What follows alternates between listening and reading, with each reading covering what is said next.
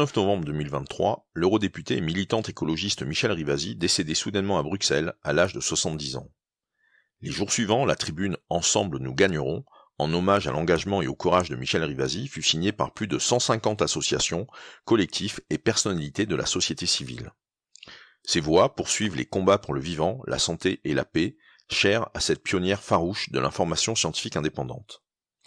Ils, elles, sont les lanceurs d'alerte d'aujourd'hui.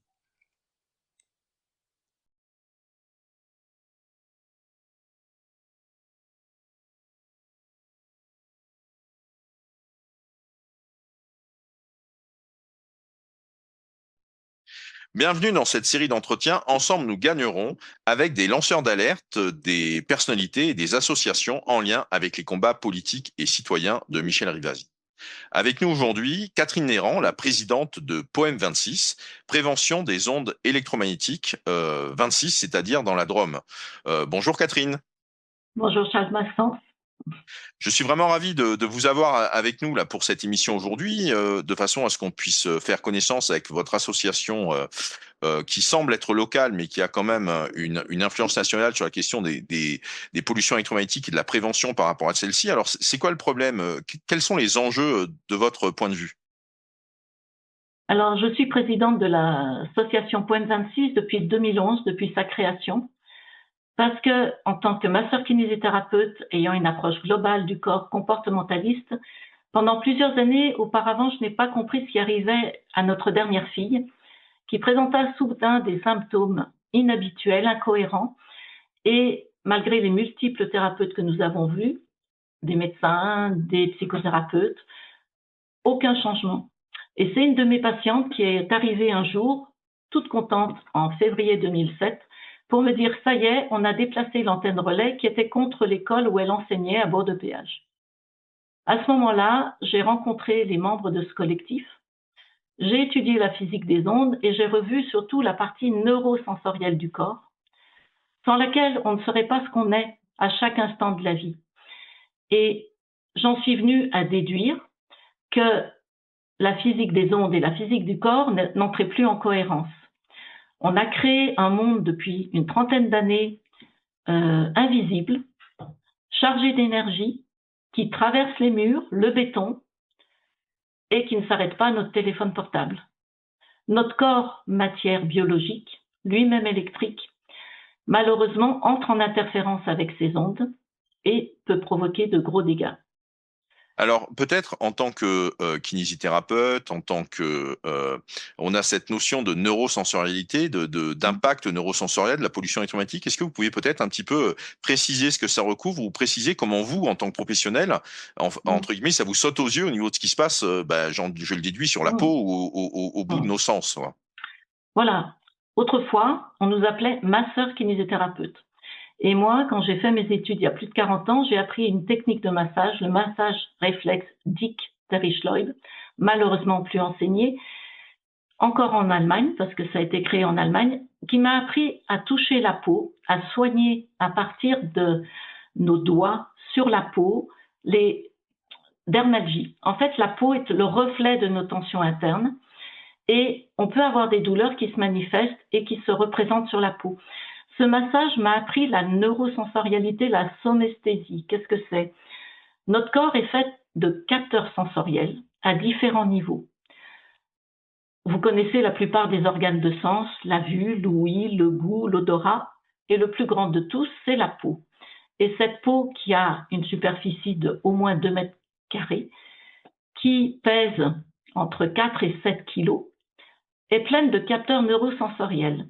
Ces capteurs, on appelle ça des terminaisons nerveuses, vont emmener une information à la moelle, au niveau du cerveau, pour donner des informations conscientes ou inconscientes de la sensibilité corporelle. À partir de là, il y aura une analyse à différents niveaux de la moelle ou du cerveau pour donner une réponse. Il y aura un arc réflexe. Et nos capteurs sensoriels dans la peau ne sont pas faits pour ces fréquences qui sont créées par l'homme, qui n'existent pas à l'état naturel. Donc, on met sous tension et on stimule ces capteurs sensoriels dans la peau, on entraîne un arc réflexe et comme ces ondes sont permanentes, le corps n'a pas le temps de se reposer. et il est mis 24 heures sur 24 en tension, puisqu'on a développé ça dans nos habitations, dans nos lieux de vie, dans nos lieux de travail. Ça se voit pas, c'est pratique, il n'y a plus de fil, on se prend pas les pieds dedans, mais par contre le corps est réactif et ça le rend tonique et ça déclenche des douleurs. Donc, c'est en voyant mes patients, pas seulement mon enfant, moi je suis moi-même électrosensible parce que je me suis posé des questions sur les perceptions, les sensations. Effectivement, la personne électrosensible va se plaindre. Elle va dire j'ai des maux de tête, j'ai des acouphènes, j'ai des palpitations, j'ai des douleurs, de l'eczéma.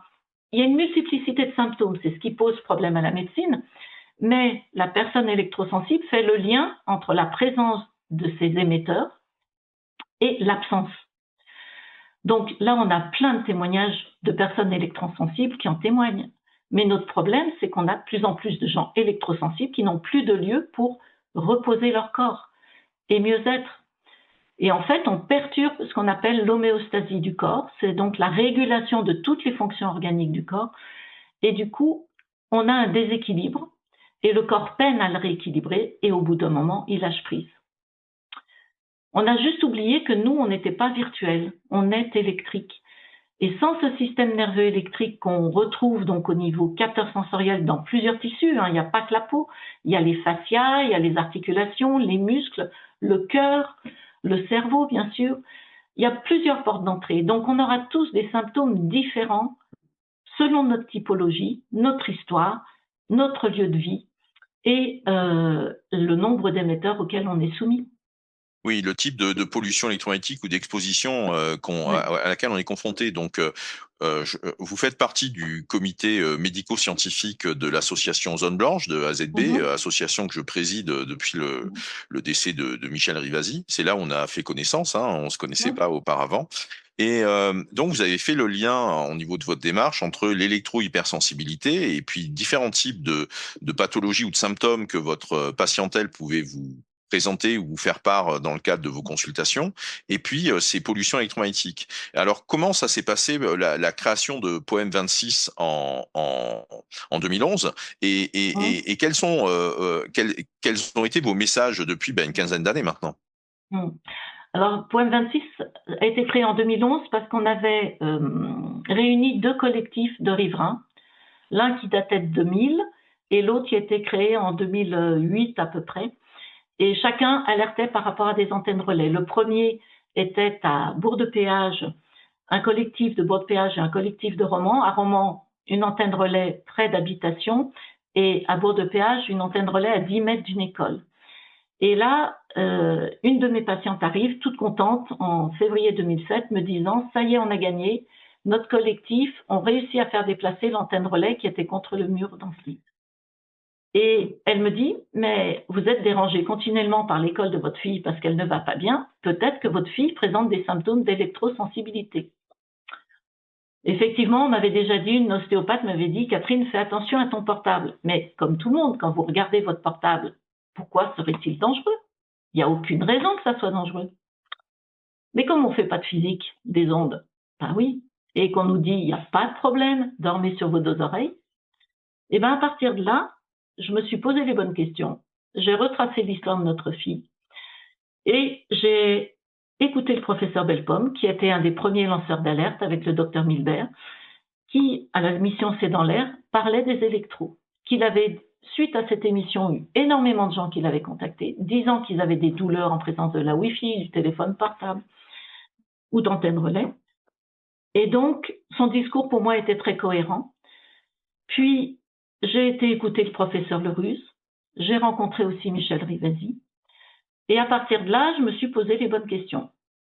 Avec ça, on perd énormément d'amis et de personnes de notre famille, parce que vous allez contre le progrès. C'est ce qu'il y a de plus difficile à vivre. Mais enfin, c'est pas grave, moi j'étais soignante avant toute chose. Je remarquais que la plainte de mes patients avait beaucoup changé en 15 ans. On n'avait plus les bons vieux rhumatismes d'autrefois. Les gens disaient, je vois un médecin, deux médecins, trois médecins, j'ai vu une psy, plusieurs, et j'ai toujours mes douleurs. Et à partir de là, quand on a une approche comportementaliste du corps, je pratique la méthode Mézières et les chaînes musculaires GDS, plus ce massage réflexe, eh ben, on va écouter la plainte du patient Et on va pas dire non, c'est dans la tête. Effectivement, c'est aussi dans le cerveau, mais pas que. On a un système nerveux très complet et celui-ci est déstabilisé. Et à partir de là, je questionne, je fais une anamnèse précise pour mes patients, notamment en parlant du sommeil, qui est souvent perturbé chez les personnes intolérantes aux ondes ou électrosensibles, et puis sur la plainte de la douleur. Et là, on arrive à regrouper, à recouper les choses et à lui dire, bon, vous allez peut-être essayer, vous enlevez tout. Et j'ai eu plusieurs fois des cas où les gens mettaient plus ou moins longtemps avant d'expérimenter, mais ils revenaient en me disant, bah, vous avez raison, Madame Néran, j'ai ôté ça, j'ai plus mes symptômes, ou je n'ai plus mes besoins pressants, qui sont très fréquents chez les femmes. On enlève tout dans la chambre. On a fait un petit tract sur la chambre saine, je vous invite à le voir sur notre association Poème 26, à aménager électriquement, électromagnétiquement votre chambre. Donc, c'est-à-dire, on coupe le portable, on enlève les rallonges sous le lit, on enlève le radio-réveil. Il y a plein de petites choses à faire. Débrancher, bien sûr, la Wi-Fi, câbler. Il y a des solutions parce que moi, je suis sur Internet, je me modère le plus possible, j'essaye, mais je n'ai pas le choix puisqu'on n'a pas d'autres moyens de communication. Et donc, on limite l'exposition des corps le plus possible pour avoir un corps de conscience, un corps avec sa cognition et surtout sans douleur physique. Très bien. Merci de ces précisions. Comment avez-vous fait connaissance avec Michel Rivasi en travaillant sur quel dossier, quel succès avez-vous pu obtenir ensemble? Alors Michel, moi j'étais pas du tout dans ce monde, je vais dire politique hein, quand même. On est dans de la politique avec tout ça et de l'écologie. J'entendais, effectivement, je faisais attention à la nourriture de mes enfants et tout ça. Mais quand j'avais entendu le professeur Bellepomme à la télévision, une des adhérentes me dit, Catherine, le professeur Bellepomme vient à Valence en 2007-2008 et il va venir parler des pesticides dans les bananes. Bon, je me dis, je vais y aller, puis je verrai bien. Et là, il y avait toute une classe, il y avait une centaine de personnes, et à un moment, je lève le doigt et je pose la question, Monsieur Bellepomme, pouvez-vous nous parler des ondes électromagnétiques? Là, il réagit aussitôt en disant, dans 5 ans, il y a une augmentation des cancers. Et là, une personne se tourne vers moi, levant le doigt et me souriant, et ben c'était Michel Rivasi. Ça a été notre premier contact. À partir de là, on a eu d'autres échanges. Elle a fait appel à notre association, à moi et notre ancien webmaster Gilbert Léger pour participer à des conférences. Puis, elle nous a réunis pour créer AZB en 2014 à peu près, avec d'autres associations. Et j'ai participé aussi au CA pendant de nombreuses années. Et puis, j'ai dû lâcher parce que entre mon association, la famille et AZB, c'était trop. Mais on est toujours en lien de toute façon. Je suis aussi, comme vous le dites, au COMES. Et on a participé, moi j'ai été heureuse qu'elle crée à Paris, à l'Assemblée nationale, ce fameux colloque pour le monde médical avec Madame Abeille. Je lui avais dit, moi, les politiques ne bougeront pas si le monde médical n'est pas informé. Et ça a été effectivement une belle réunion. Moi, elle m'a demandé de prendre la parole où j'ai parlé des enfants et des ondes électromagnétiques. Parce que là, on a un très gros risque sanitaire. Nous, on a connu avant. Les jeunes générations n'ont pas connu sans ondes. Comment ils vont avoir le discernement? Moi, c'est ça qui me pose problème. Et je veux dire, notre génération a le devoir d'alerter. C'est pour ça que j'ai continué malgré la fatigue, parce que c'est lourd. Et l'électro-hypersensibilité l'électro-hypersensibilité. qui vous affecte également. Ouais. Voilà. Ouais. Alors, justement, aujourd'hui, quelles sont vos priorités, les sujets chauds ou les urgences qui s'imposent à vos yeux? Alors, les urgences, c'est venir en aide aux personnes électrosensibles qui se tournent vers nous, associations, hein, comme AZB, on a des appels régulièrement, des situations dramatiques, certaines vont jusqu'au suicide, et ça, c'est pas admissible. Et on est là pour aider quand on peut, mais surtout, nous, on est surtout aussi là pour informer, c'est notre but. Donc, on a fait multiples conférences depuis notre création. On a fait des documents en répondant à des appels au projet. Et on a fait aussi des salons comme Préventica, le salon Prime Vert, où on va être à Lyon là très prochainement en février.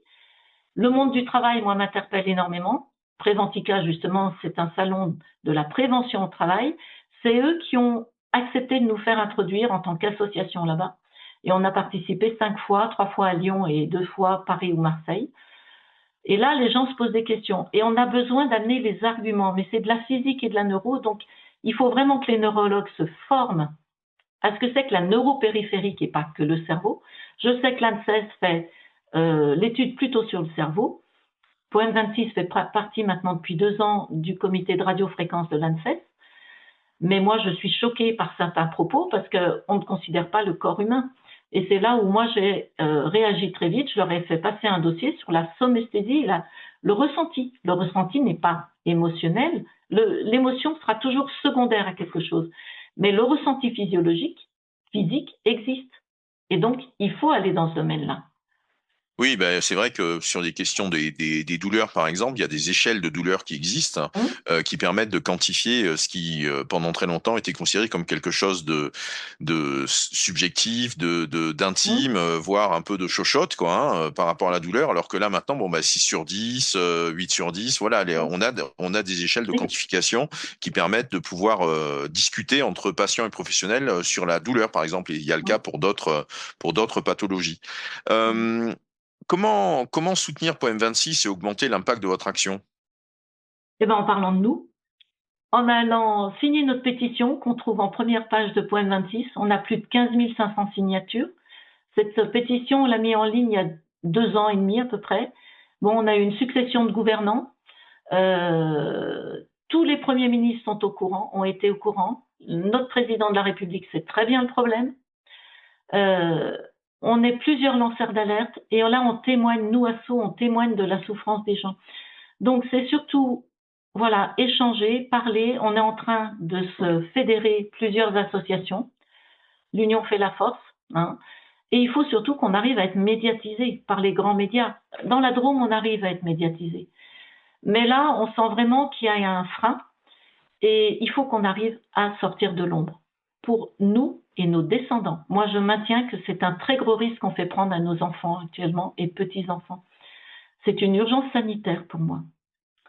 Est-ce que Donc voilà. c'est quelque chose que vous voyez passer auprès des enfants que vous pouvez avoir en consultation, que les parents vous amènent? Ah ben, je me suis posé des questions sur, oui, des typologies particulières de mes patients. Certaines fois, ceux qui avaient des appareils dentaires et puis le portable à côté. Sur des jeunes femmes qui présentent de l'endométriose, la femme a des cycles, a des règles, a du fer. Et notre fer n'apprécie pas ces champs magnétiques, électriques et champs électromagnétiques. On n'a pas fait bien la différence, mais je crois que Catherine Gouillet en a bien parlé lors de sa vidéo. Moi, je fais la différence entre les hyperfréquences qui nous ont rendu service, c'est sûr, on n'a plus de fil, mais qui ont déclenché, qui ont Les mis en hyperfréquences, c'est évidence. celles de la téléphonie mobile et du Voilà, Wi-Fi et de l'Internet sans fil, hein, c'est bien tout ça. à fait. Hmm. Mais j'aimerais beaucoup qu'on dénonce les pollutions électriques et magnétiques des basses fréquences, parce que l'Observatoire de l'électricité a dit il y a 2 ans, ils ne sont pas aux normes. 68% des habitations n'ont pas de bonne terre, et ça c'est dramatique, puisque avec tout l'électrique qu'on met, les CPL, les Linky, eh ben ça ressurgit dans les maisons et on peut avoir des troubles. Et moi, effectivement, je suis maintenant plus électrosensible aux basses fréquences qu'aux hyperfréquences. Et ça, c'est difficile à comprendre, mais ça se met en évidence. Il y a des appareils. Et je dirais qu'on est tous des symptômes. Avec l'appareil, les gens se posent des questions. Donc, effectivement, il faut montrer, démontrer, présenter. Et là, les gens peuvent se poser des questions.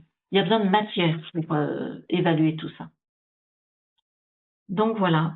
Oui, merci beaucoup Catherine Néran pour en avoir notamment alerté sur le courant sale, hein, le courant basse fréquence, enfin en tout cas les pollutions basse fréquence liées à l'infrastructure électrique, que Mm. ça soit des infrastructures de forte puissance type ligne à haute tension ou celles de basse puissance, hein, ou en tout cas Mm. celles liées à l'électricité domestique avec les prises électriques qu'on va avoir à côté de la tête, à côté du lit, à côté du chevet, et puis toutes les autres types de courants sales, enfin en tout cas d'interférences électriques qu'il va y avoir sur le courant porteur de ligne, notamment le fameux CPL. Mm. Merci Catherine Néran de cette alerte et de cette présentation un peu de votre action, et ensemble nous gagnerons. Tout à fait. On va gagner.